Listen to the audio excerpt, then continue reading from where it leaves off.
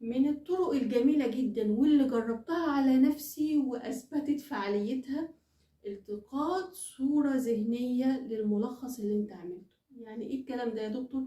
يلا نشوف مع بعض، ولو طبقتوها حقيقي حقيقي هتدعولي. يعني ايه التقاط صورة ذهنية للملخص؟ احنا كنا اخدين قبل كده طريقة كارنل او اي طريقة للتلخيص. اي طريقة للتلخيص اهم حاجة فيها ان المحاضرة ما تزيدش عن صفحة او صفحتين. ايه يا دكتور؟ ده المحاضرة بال20 وال30 صفحة. ما هو الشاطر بقى ان يخلي المحاضرة دي في الاخر صفحة او صفحتين، ودي اهم جزئية، ان انت تعرف تلخص المعلومة الصح. لازم فكل محاضرة اخرها نخليها صفحة او صفحتين.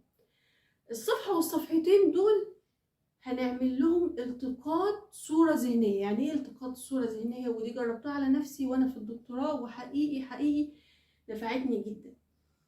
ان انت قبل ما تنام انا خلاص مثلا معايا محاضرة ولخصتها في ورقة واحدة بس او ورقتين، ويفضل ورقة واحدة بس. ولو عايزين تعرفوا ازاي تلخصوا اي محاضرة انا عاملاها هسيبها لكم في رابط الوصف.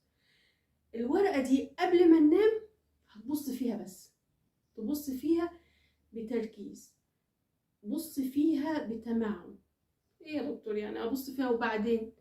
لا، المخ بياخد منها صورة، بيلقط منها صورة، لدرجة اللي انت ممكن تحلم وانت نايم بالملخص ده. واكيد اكيد هتبتدي المعلومة تثبت. اي نعم انتوا شايفينها حاجة هايفة، بس اقسم بالله وانا في الامتحانات خلاص انا افتكرت الصورة الذهنية اللي انا خدتها في المحاضرة دي، وكانت شكل المحاضرة ازاي، الملخص انا عاملاه ازاي، والكلمة دي في الجزء فين بالظبط، والكلمة دي في الجزء ده فين بالظبط. الطريقة دي مهمة جدا وسهلة جدا، وهتثبت لك المعلومة عن تجربة. هنلخص المحاضرة في صفحة واحدة، وقبل ما ننام مش عايزة منك أي حاجة إلا إنك تبص فيها بتمعن وتدبر.